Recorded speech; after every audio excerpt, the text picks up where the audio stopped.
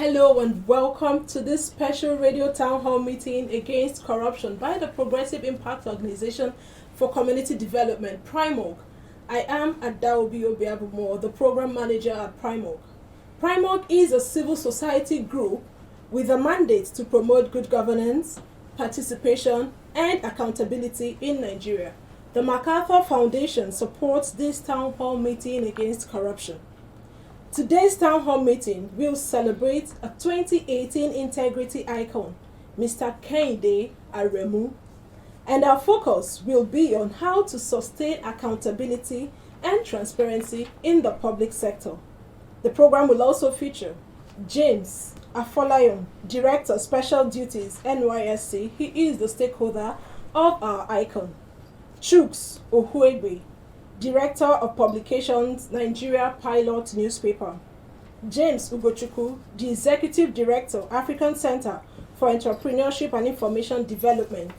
We also have Chief Anthony Ani, who is a retired Director of Mobilization at the NYSC. And Prince Chimaroke Chukwuka, the Communication Officer at Accountability Lab Nigeria. For you, the listener, remember that you're part of this meeting. You can make contributions when we open the phone lines to call or send a message expressing your views on 0902-265-6167. That is 0902-265-6167. We are also live on Facebook at Official PRIMORG. Let's listen to the opinion of some Nigerians on how lack of accountability in the public sector has affected development in Nigeria. Voices against corruption. Let the people speak. Hello and welcome to PRIMORG's public feedback series on corruption, called Voices Against Corruption. And we ask, do you think lack of accountability has affected development in Nigeria? Because of lack of transparency. Everything is done in secrecy, government bureaucracy and all that. They hide a lot of things that the masses cannot know, and so because of that lack of accountability, it makes them not to carry out the necessary assignment that they need to carry for the masses. You just look at this palliative of the last year pandemic, because it was not transparent.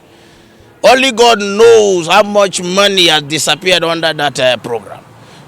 Most of the people ruling us are not accountable, and that is why this particular problem you have mentioned is there. If they are accountable, I want to believe that everybody will be doing what they are supposed to do naturally, because God has created everybody with that ability to discern between good and bad. Lack of accountability has affected the development of Nigeria right from 1960 till date. If you go back from 1960, you will discover that the lack of transparency, the lack of accountability started from independence. But the problem, the worry is that lack of accountability is on the rise, is increasing year in, year out, which has become an obstacle to development in Nigeria. The country is actually in a very deep mess because our officers have not been accountable to us. I think if they've been accountable to us, the country will have moved further than where we are today. A lot of things are really bad. We don't have good roads. Our system is bad. No water. No electricity. So we can see that we have enormous problems. If we say from 1960 to date, the money has been looted by public offices is enough to get this country developed. So it's really, really affecting us, and it's going to affect us moving forward. If there is accountability, everything is accounted for. Funds will be allocated to every sector, and each sector that is being allocated, they use it for that particular sector. There will be development. Things will move as it's supposed to be. But the problem is, there is fund allocated for this sector. Somebody somewhere is moving the funds to the wrong side. that sector that is supposed to be developed remains stagnant. That's why we are where we are. Welcome again to the program wherever you are listening to us from. Accountability means that you are responsible or accountable for something. Accountability is a concept deeply rooted in political power, democracy, and good governance. It is the bridge linking citizens with the leaders to whom enormous power has been entrusted. Accountability in the public servant's report card on how public money is spent and used on behalf of the people. It therefore goes without saying that the notion of accountability and good governance are connected, and the first evidence of bad governance is the absence of accountability. Today, Nigeria is faced with a crisis of transparency and accountability.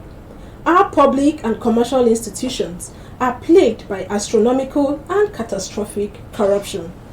Public funds are managed by cronies and social networks that account to no one but themselves. To make matters worse, the ugly tales of corruption in the public sector still persists. For example, the World Bank Country Procurement Assessment Report, CPAR, had revealed that Nigeria was losing an average of $10 billion annually due to various underhand dealings and abuses associated with public procurement and contract awards.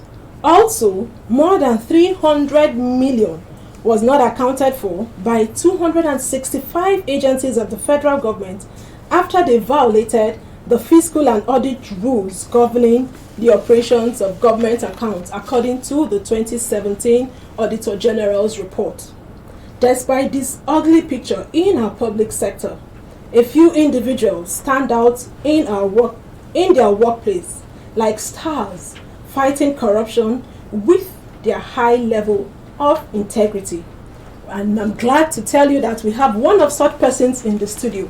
He is Kehinde Aremu, a deputy director with the National Youth Service Corps, NYSC. Aremu has surmounted threats and attacks on his life to ensure government systems are accountable and transparent by redesigning the current NYSC mobilization process. He also pioneered the digitalization of the NYSC staff record system. In this process, he uncovered inconsistencies in the documentation of some of his colleagues. This meeting will further discuss the dangers of lack of accountability and transparency in the public sector and how to tackle the menace. We have an array of experts in the studio. And remember that you are in this radio town hall meeting wherever you are listening to us from, and you have the opportunity to make your contributions when we open the phones. Do you know that poor or lack of accountability and transparency in the public sector has massively affected our development as a nation? Have you also wondered what we lose as a nation because our leaders and public service holders are not transparent and accountable in running the affairs of the nation? And what must we do to encourage and sustain accountability in the public sector? Once again, let me welcome my guest, Kehinde Aremu, who is proud to spread the gospel of accountability across Nigeria. Welcome to the program. Thank you.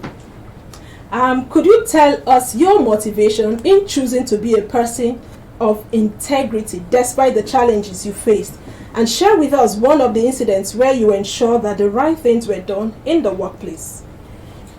All right, thank you. The greatest motivation I had was watching my father display so much integrity within our community, in the church, such that he wasn't a rich man, but I could see so many people come to him for advice.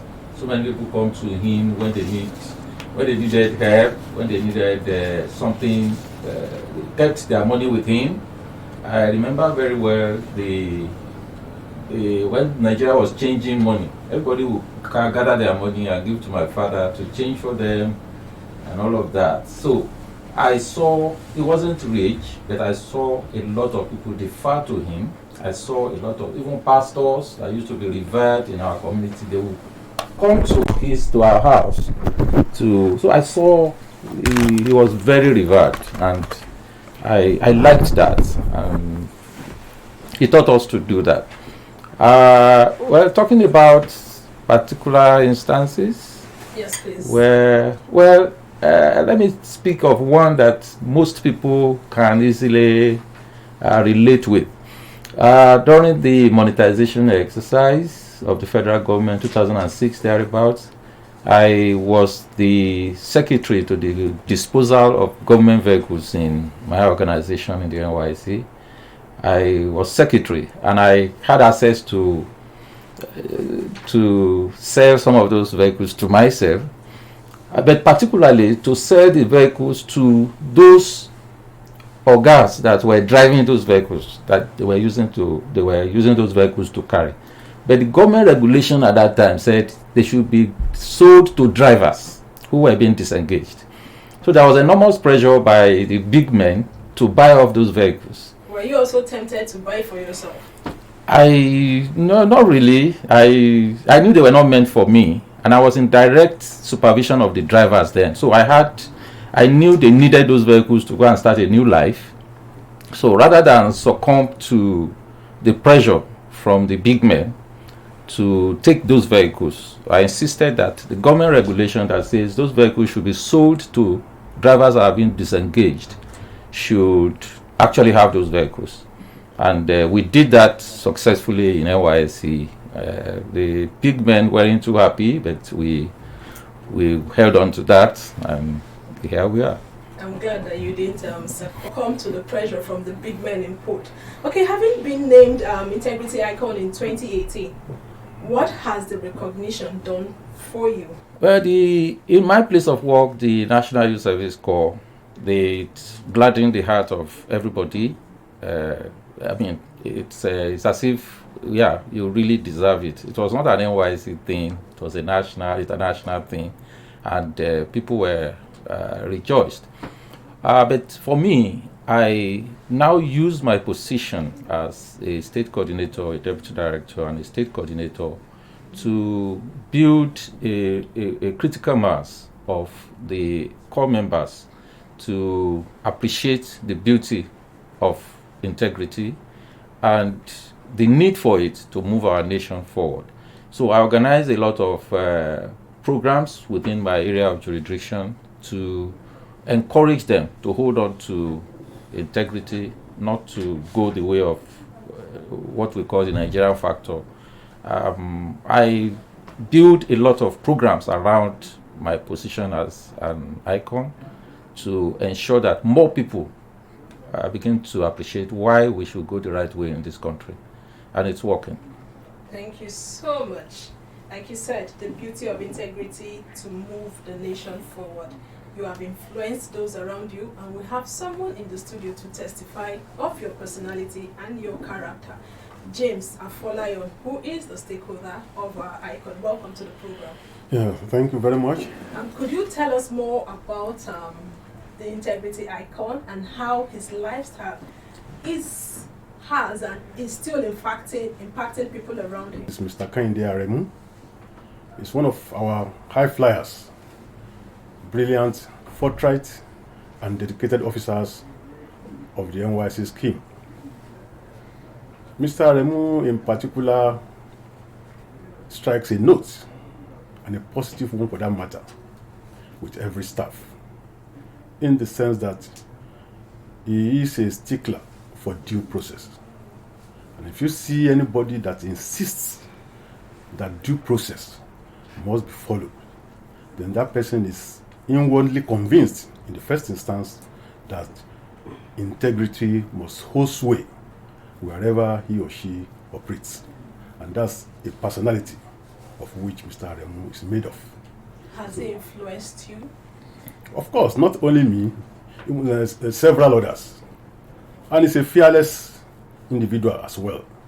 Even during our workshops, conferences, he expresses his opinion on issues. And most of the time, by the time they are examined, they lead to the upliftment of the organization. Okay, could you please tell us what we should do to encourage accountability and transparency in our areas of influence?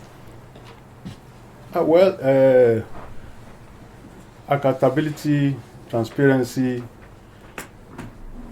integrity in the world of today are a sine qua non for development.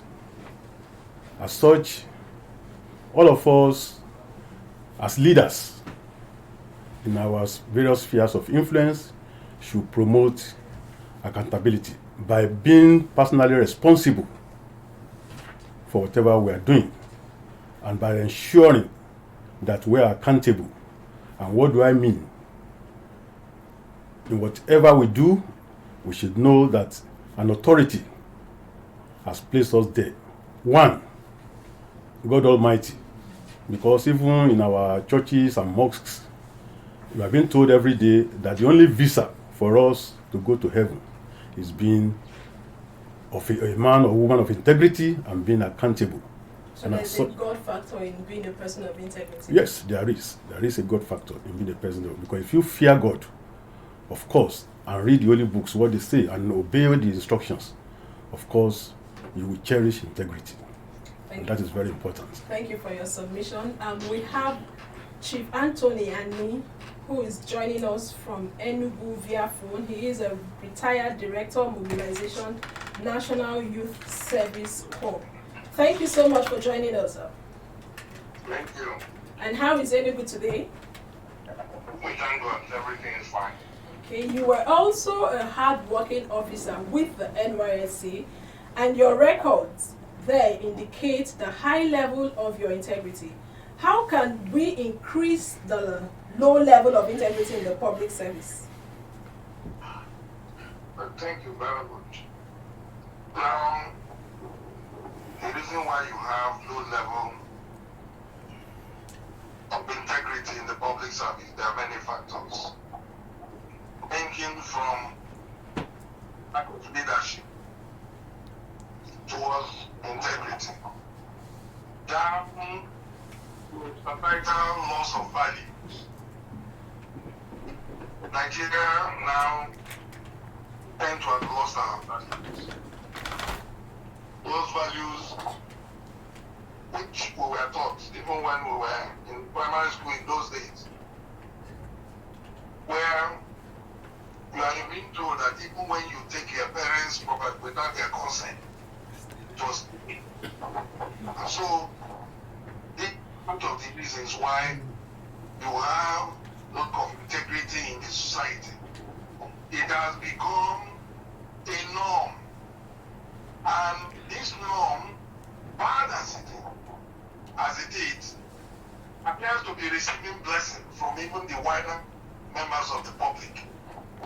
And that's why whatever we are going to do to bring high level integrity is to look at leadership. Who are the people we make leaders in all facets of our daily life?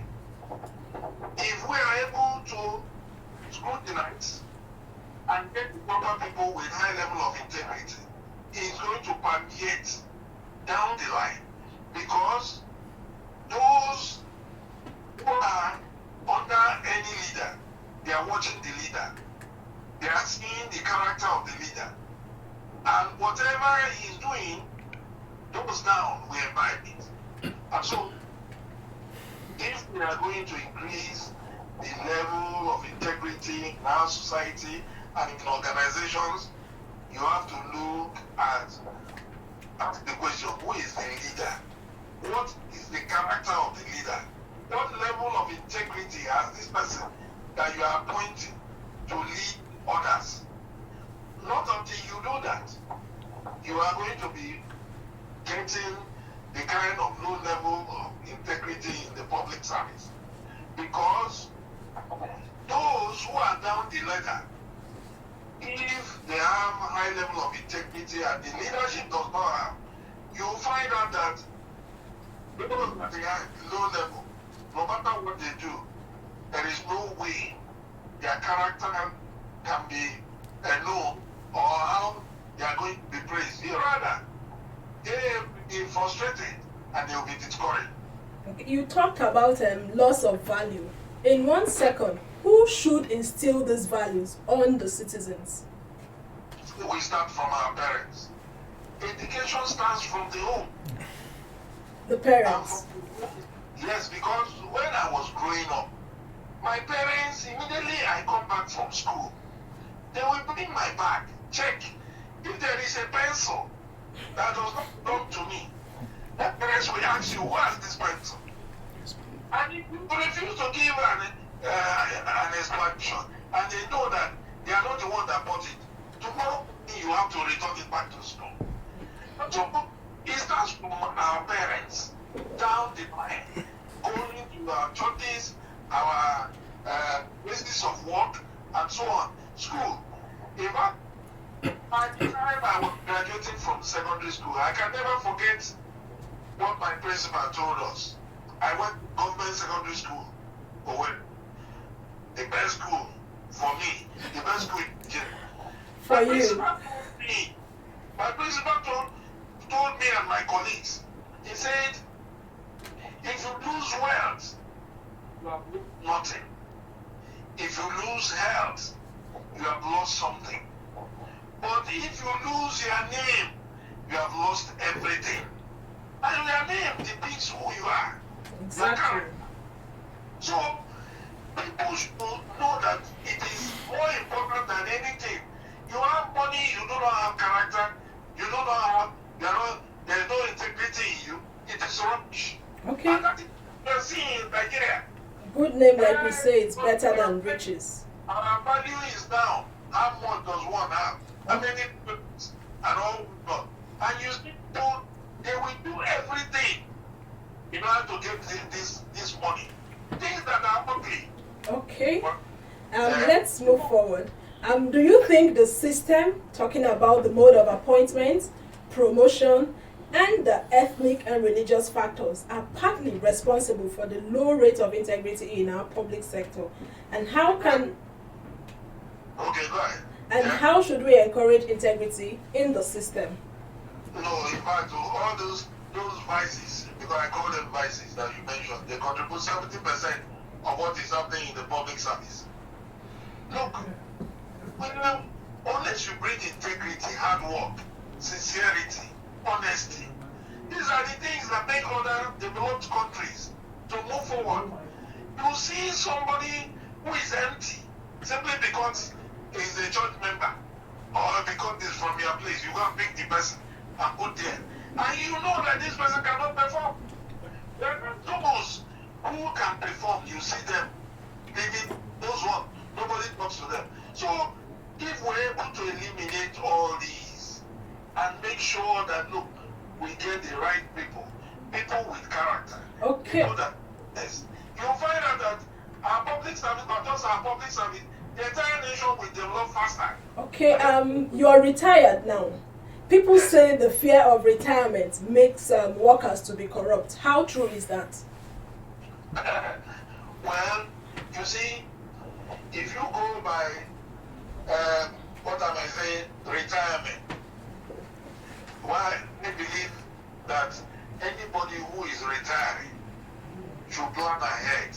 The problem we have in Nigeria is that when somebody is recruited, people in service do not educate those coming in to let them know that there is a day of exit.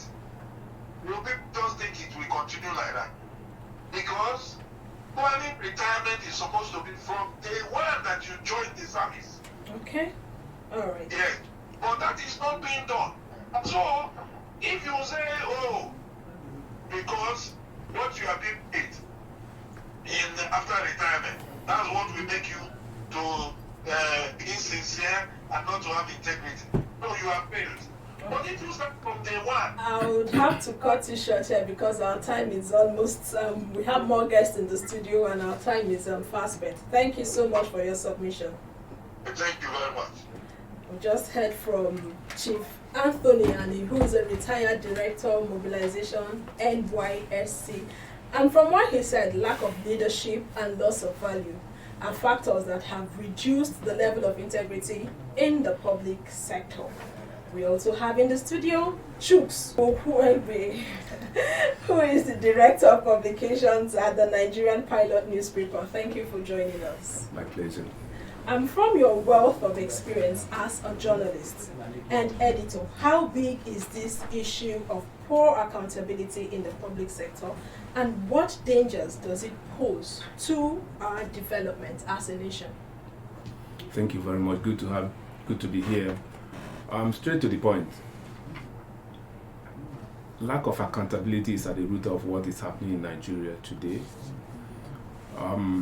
It has eroded every facet of our economy, from the appointment of personnel to the management of resources, things going down. And the primary effect is that livelihood is at the lowest ebb, and with its attendant effects. Well, if you look at, because of this poor personnel that man things, that's the leadership problem which we have in this country. We discover that the things we do, that the set goals are never achieved. I'll give you an instance. In 2015, our foreign debt was $9.7 billion. As at 2020, according to reports from DMO, Debt Management Office, our debt profile has gone up to $32 billion from a period of 5 years, meaning that something is wrong. But the question is, how come these things keep happening and they are not checked?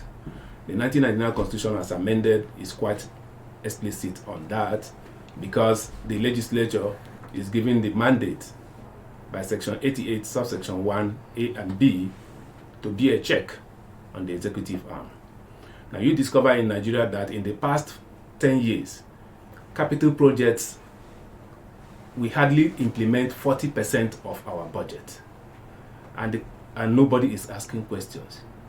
So if the lawmakers, both at the federal and the state, because we cannot just concentrate in Abuja and talk about the National Assembly, every state has a legislature that has to keep an eye on the executive arm and their spending.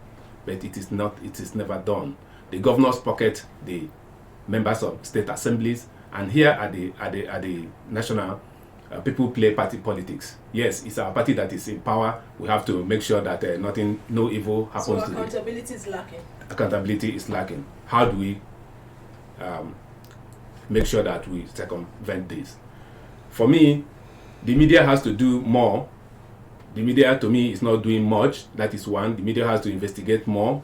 After all, Section 22 of the Constitution vests on the media the responsibility to investigate, to hold them accountable. That is one. Secondly, the NGOs, more NGOs that are National Assembly based, to monitor the spendings. It is not things are going wrong, but immediately the budget comes on, is pronounced, from that day it begins to track it. We have some that are still doing it. Serap is doing budget and all those. Some NGOs that are doing it, but this country needs more. And when we get to that level and things are not done, they have to liaise with some lawyers who will prosecute, who will go to court to ask for people to be held accountable. Talking about law, there are several public institutions, agencies, and laws set up to instill accountability in the public servants. Why are we still where we are right now? And why are we not taking enough punitive action against corrupt government officials? Why we are where we are is because there are not enough laws. And two, the few we have are not being properly implemented. Thirdly, the judicial process is rather too slow and prone to being circumvented. I'll give you an instance. Only yesterday, the immediate past head of service, Oyeta, her case came up at the Federal High Court. And the presiding judge had to step that matter down. Reason?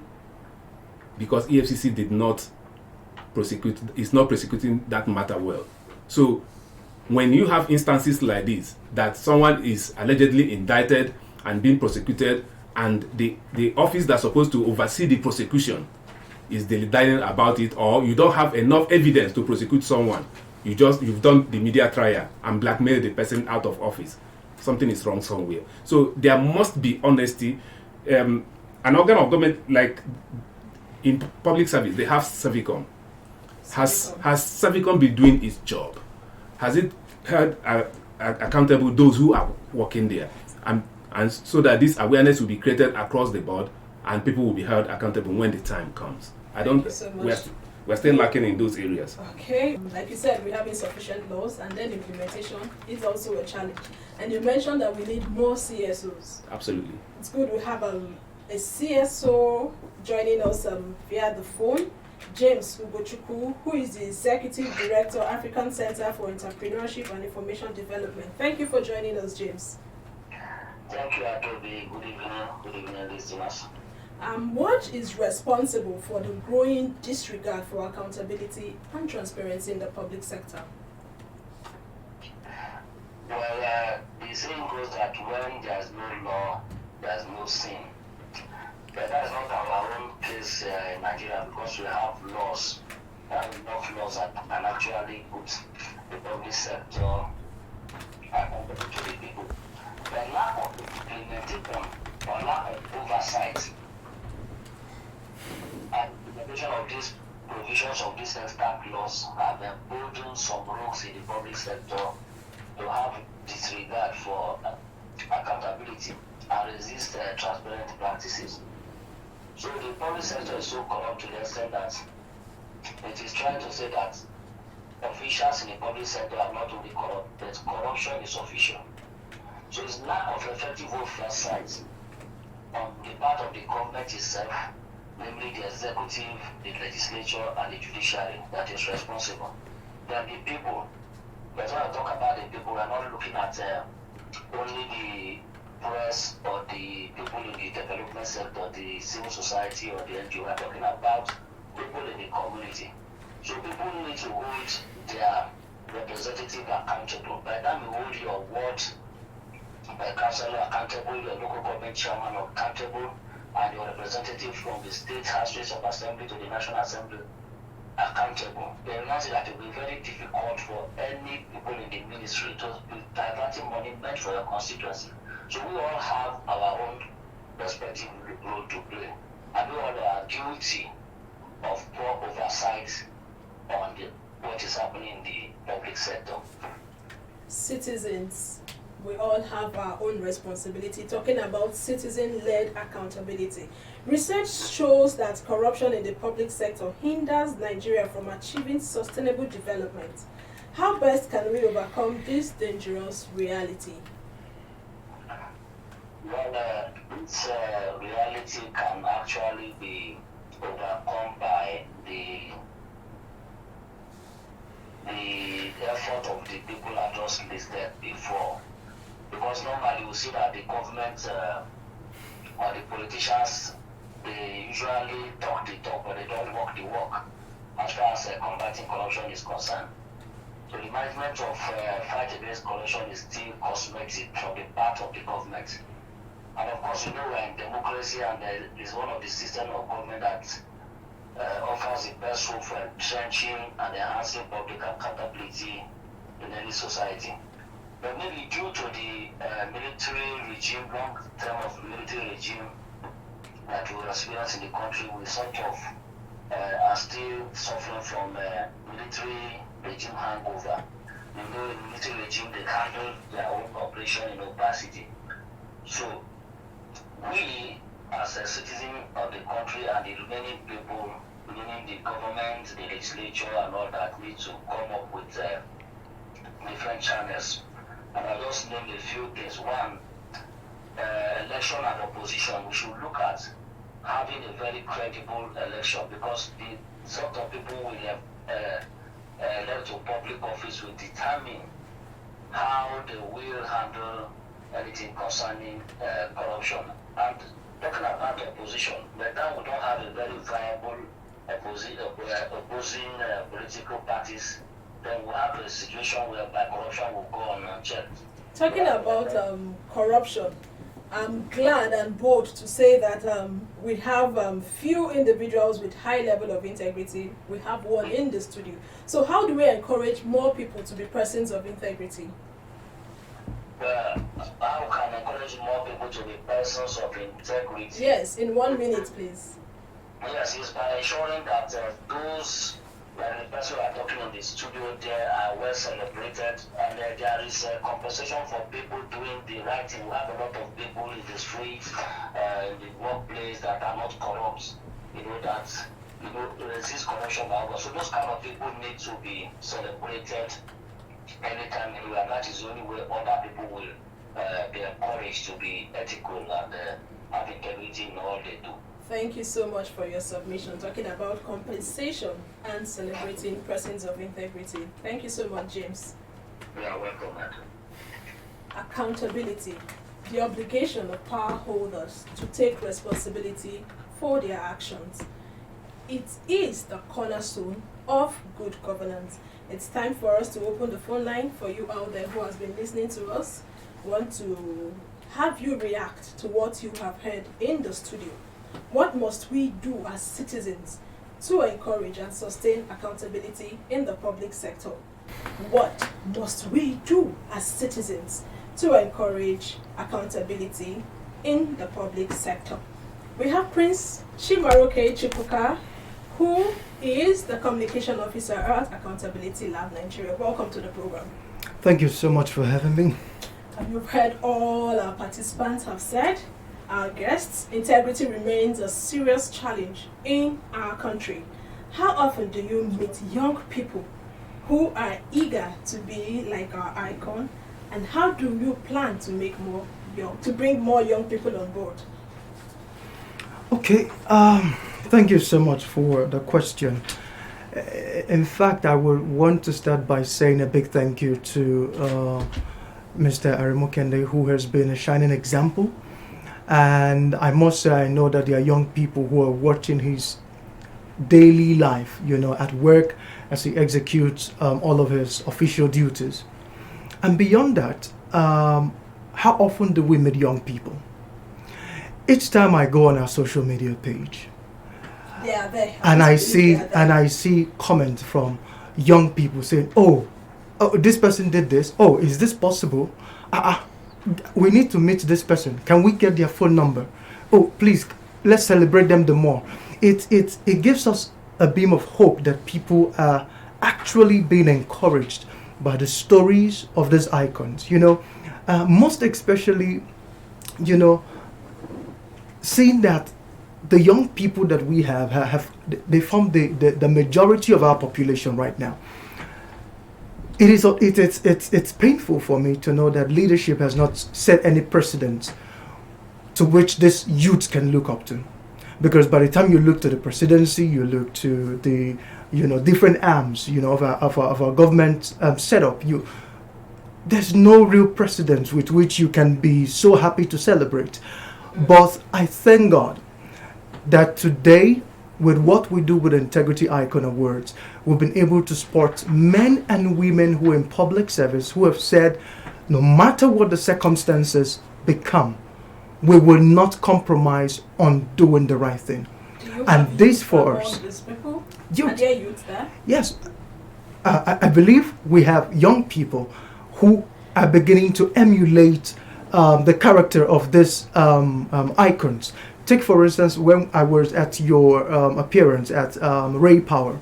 The beauty of what I heard, the core member who learned from Mrs. Tani Nimlan, the assistant DG for NAFDAC, she said when she came into NAFDAC, working with Tani Nimlan, she was a core member, but she saw how diligent she was at her work, how she would not compromise standards, and she felt as a young person that I need to be like this woman. And today, while she still works there, that story alone has left indelible memories with her that will take her a long way and also affect other younger generation. So, as regard engagement with young people, beyond social media, we have what we call school outreaches. We do this Catch Them Young with ICPC, where we have school anti-corruption clubs. when we go to primary schools and secondary schools, and we're creating clubs to say, hey, let's come together, let's talk So about. the youths are interested. Exactly, they're interested. They're happy to know that, that in the midst of all of this, that people are still talking about values that count, values that people can want to, you know, hold dear to, and when they grow up, you know, begin to make a real impact for our nation, you know, Nigeria. So for us, that is big, and we will keep doing the work there. We have a message via Facebook from Muiwa Ogunbayode, and he says, as much as you are trying your bit to expose corruption, I don't know when things will change for real. These politicians are really not ready to make life better for some of us. I want to say that yes, we're exposing corruption, but we are also celebrating persons of integrity. Don't give up. Don't give up.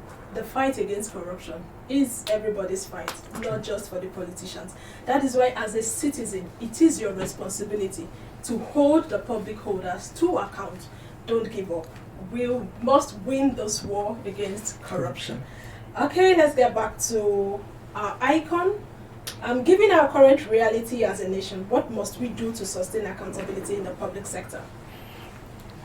Yeah, I will start with what Accountability Lab is doing. You know, one of the things that make people, you know, you can't beat them, you join them syndrome, is because you do the right thing, you are even vilified in your place of work, or you be the loser for it, if you know what I mean.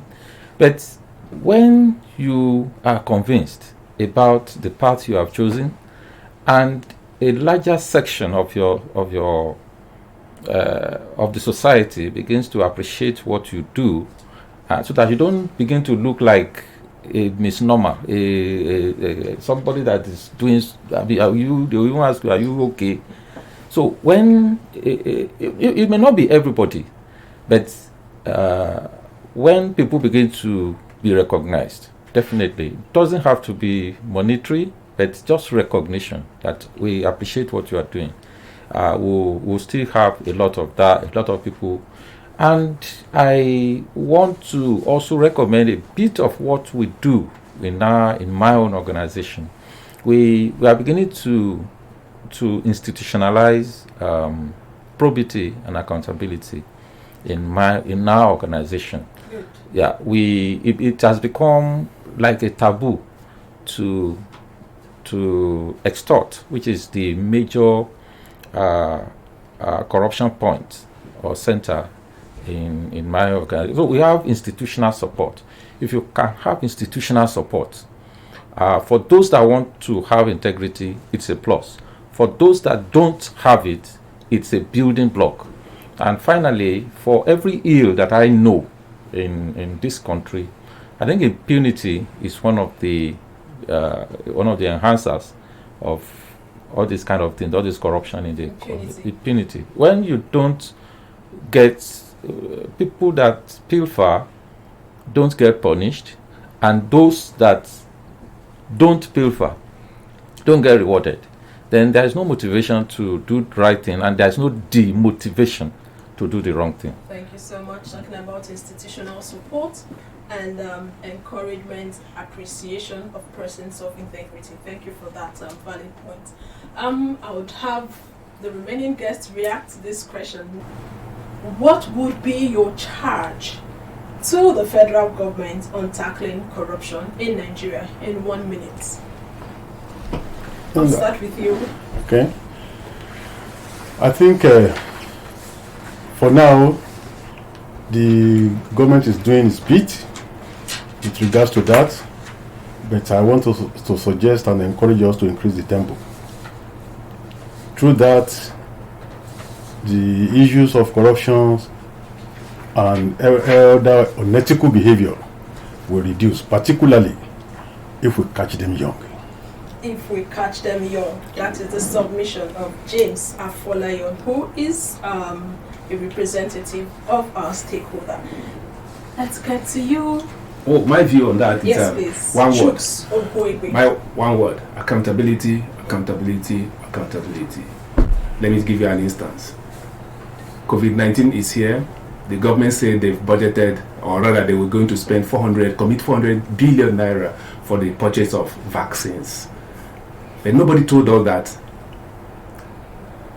environment will be sent to the National Assembly for that money to be released. So these things, there must be a process, and those whose responsibility it is to oversee these things, they must take it to the letter, so that at every point we know who is to be held accountable.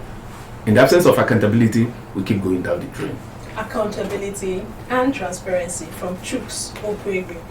Prince, what will be your advice to Nigerians working in this public sector on sustaining accountability?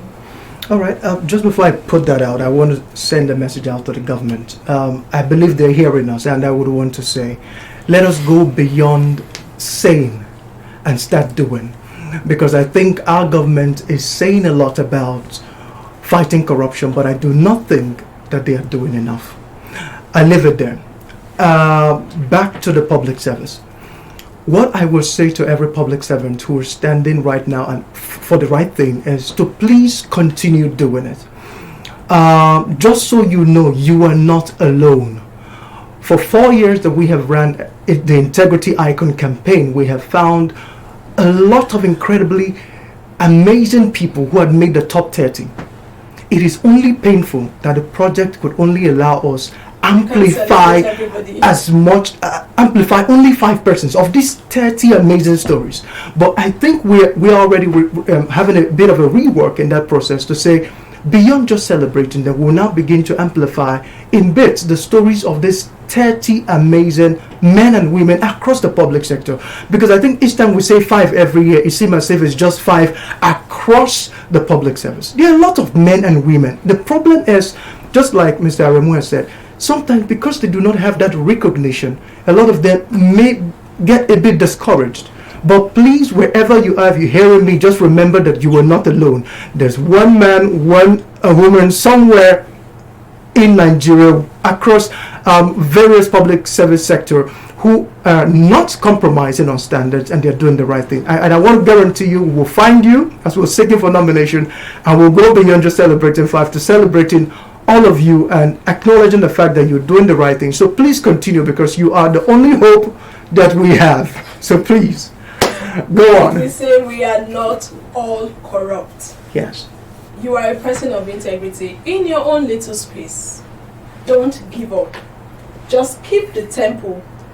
You will be recognized one day. And we have few individuals with high level of integrity, like I said earlier. We have one in the studio who is a living testimony to the fact that we are people of integrity despite the systemic corruption. So how do you select your winner? This is for you, Prince. How do you select the winners? Okay, so when we get all of this nomination across the nation, we go through a state of first deciding which are valid nominations and which are invalid nominations. So one of the criteria we have is to say you must have at least 5 years left in service. The reason we do this is because we don't just want to celebrate you and have you retire. We want to celebrate you and engage you within your space to influence more people to begin to resist corruption within your environment. That's one of it. The other one is the rate at which you face corrupt incidences or an opportunity for corruption to happen. So it's not just the frequency. one-off. Yes, you understand. In fact, we've had people who have turned down huge chunk in terms of bribe that if they had accepted, I guess it would not only have changed their fortune, it would have changed maybe the fortune of their entire generation, you know. But just because it's a one-time thing, it doesn't mean it's less integrity. It's just because we're putting people up front who have had more and more opportunities to commit fraud and did not. So we feel there's a bit more consistency. So, but beyond this, let me quickly take this call. Hello. Good evening. Could you please turn down the volume on your radio set? Go ahead. Your name and where you're calling from. My name is Doris. Okay, let's hear you. Okay, I only want to corroborate what was said about Mr. Aremu. I was directly with him and the process person. He's smiling. Yes. He won't joke with that. He had a lot of integrity. I was so proud of him. Thank you. Thank you so much. Can you imagine? Okay, just round off in 1 minute. Exactly. So, like I say, we looked at the amount of years you have left. We looked at the opportunity for fraud to happen, and a few others. And once we have this, you now make the top 5. You understand? But beyond this, like I said, we are now building a network with all of these persons who have made it to top 30, because we feel that if we can bring them into a network so that they can understand that they are not alone, that there are other people across other places who are doing the same thing, it will build a kind of synergy within their spaces, and they know that, oh, I'm not just resisting here, I'm doing my bit, others are doing their bit, to see that we build a nation that our next generation will be proud of. Thank you so much for the work you do. Accountability is the bridge for linking citizens and the state. Citizens' engagement contributes to responsive government. And like one of our guests said, Chief Annie, it is the responsibility of the parents to instill values in their children. And with this, we have come to the end of this special radio town hall meeting against corruption. We sincerely appreciate Kehinde Aremu, our shining example in the public sector. Thank you so much. Thank you, Adu. We also commend James Afolayo, the Director, Special Duties, NYSC, whom our integrity icon have influenced positively. Thank you for being here. Thank you. We also appreciate Chuks Ohuebi, Director of Publications, Nigerian Pilot Newspapers. Thank you so much. My pleasure. James Ugochukwu, who is the Executive Director, African Center for Entrepreneurship and Information Development, who spoke to us via the phone. Prince Chimaroke Chukwuka, Communication Officer, Accountability Lab, Nigeria. Thank you for always being here. And lastly, to Chief Anthony, a retired Director of Mobilization at NYSC. If you have a message for us or you want to react to what you have heard on this program, please reach us through 0902-265-6167. That is 0902-265-6167, or through info@primorg.org. PRIMORG is spelled PRIMORG. Please visit the news page of our website, news.primorg.org. That is news.primorg.org for all the details of our reports, videos, and interviews. Visit our website, primorg.org, to get all the information about PRIMORG. Again, PRIMORG is spelled PRIMORG. PRIMORG's engagement against corruption is supported by the John T. and Catherine V. MacArthur Foundation, committed to building a more just, verdant, and peaceful world. Get more information about the foundation at its website, macfound.org. We will give you enough notice for our next radio town hall meeting here. Please visit us on our social media platforms at Official PRIMORG to get timely information on our activities. Again, our social media handle is at Official PRIMORG. Many thanks to the PRIMORG team for the wonderful work. We appreciate you. The executive producer of PRIMORG's radio town hall meeting against corruption series is Agbonsuremi Okeria. I am Adaobi Obiabumo. Stay safe.